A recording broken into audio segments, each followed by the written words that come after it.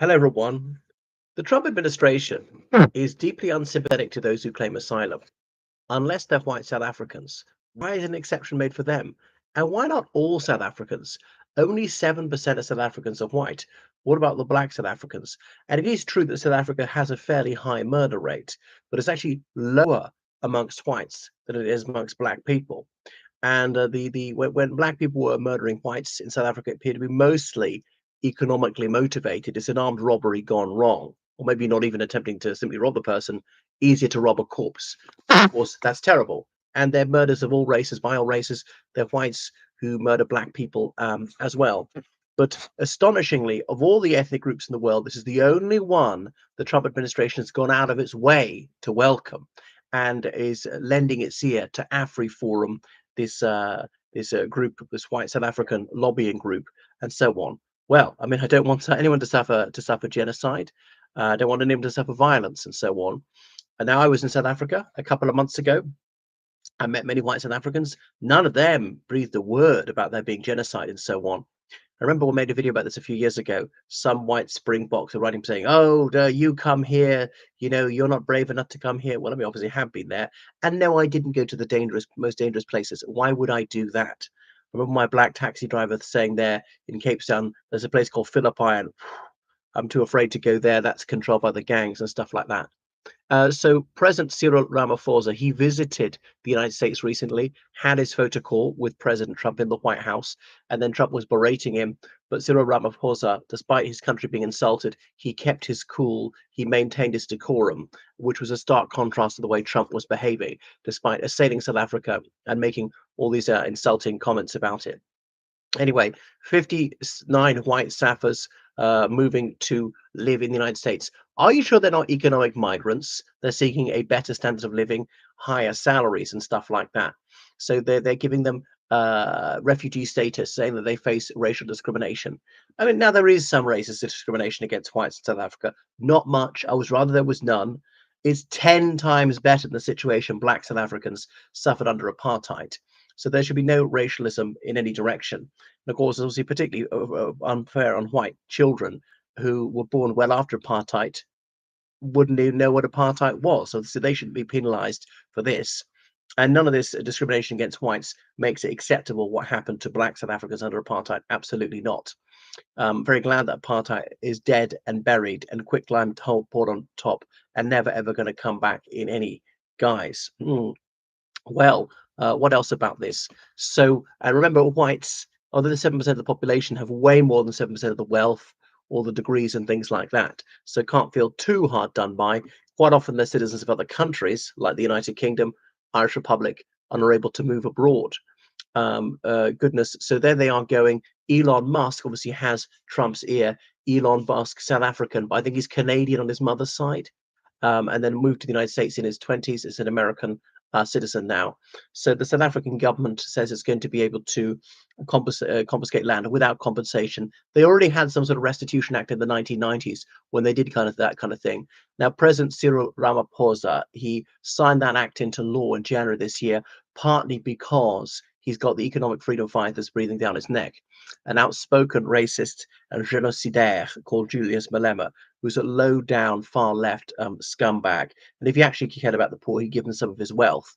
And Malema is on the money, of course, about the many failings and the corruptibility of the African National Congress, who's been the ruling party since 1994, which has the worst election result ever recently. Admittedly, is still the governing party, but now in coalition with other parties, including the Democratic Alliance, which is led by Steenhuisen, who's white, and so on. So goodness, so South Africa has still got a lot to be pleased about. The infrastructure is an excellent nick. Everyone gets to go to school and so on. The economy is not growing as much as it should, and okay, there's load shedding, power cuts from time to time. But why are Palestinians? Why are they not being welcomed to the United States and offered asylum? They really are suffering genocide. Over 53,000 Palestinian civilians murdered in the last year and a half, and the United States government would know something about it because quite often they're providing the weapons with which to commit the crimes against humanity, knowing that Israel is deliberately targeting civilians, schools, hospitals, clinics, and so forth. And because according to Israel, every single hospital is a Hamas base, every clinic is a Hamas base, every whatever is school is a Hamas base. It's outrageous. Just targeting food convoys, Palestinian police officers guarding the food to try and ensure some equitable distribution of food and medicine, and they have been willfully murdered and so on. So it's really shocking. The United States has provided diplomatic cover, has wielded its United Nations veto in defense of the state of Israel and so on. Fine, let the state of Israel exist, let Palestine exist. Hello there. It was I believe Pat Buchanan who said the Capitol Hill is Israeli occupied territory. That the great majority of congressmen there and indeed senators there in the pay of Zionist organizations. Now, goodness, so there is no Jewish conspiracy, Zionist conspiracy. There ever has been such a conspiracy. I'm not suggesting that at all, that Israel tries to control US domestic policy. Only they do want to shape its foreign policy. Surprise, surprise. And they're extremely successful at that. So the American Israeli Public Affairs Committee, AIPAC, donating to candidates of both parties so long as they will be willing servants of Tel Aviv to do what they want. So the United States has wielded its veto for Israel more times than the United States has wielded its UN Security Council veto for itself. And the US actually does very little trade with Israel. Why on earth do they give Israel so much aid? Israel's a rich country. They don't need any aid. And Israel does almost nothing for the United States, but gets everything. So the Palestinians, they really are people who need to be evacuated, and they can't get out. White South Africans, there's no one trapping them. They could leave the country. It's up to them to get a visa for another country. But, Palestinians, they're not allowed out by the Israelis. They're not allowed out by the Egyptians, except in very, very rare circumstances. Medicine being cut off. Even Donald Trump said that Israel is deliberately starving Palestinians to death. Many Israeli politicians who supported the earlier part of the campaign against Gaza, they are exasperated. They are horrified, partly for humanitarian reasons, but they realize just how detrimental it is to Israel's reputation. And if anyone speaks up for human rights, say, you must stop the genocide against Gaza. Netanyahu says it's size of murderers. No, he is the murderer. If you deliberately kill civilians, know them to be civilians, that is murder, isn't it? Obviously, there's large-scale torture of Palestinian detainees, huge-scale kidnappings by the state of Israel. So these people who really need asylum, and obviously the United States has been part of the problem, has been funding Israel, providing with intelligence, and as I say, advocating for the United Nations and other international fora, allowing them to get away with their crimes. So as you broke it, you fix it, Pottery Barn rules.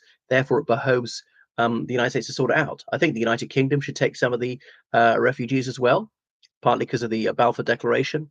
Indeed, Germany and Austria, and I know Austria was subsumed into the Third Reich in the Second World War, because if it weren't for Nazism, so many European Jews wouldn't have fled to Israel. Goodness, I wish there were a solution. I wish there could be peace and justice. Perhaps it's too much to hope for.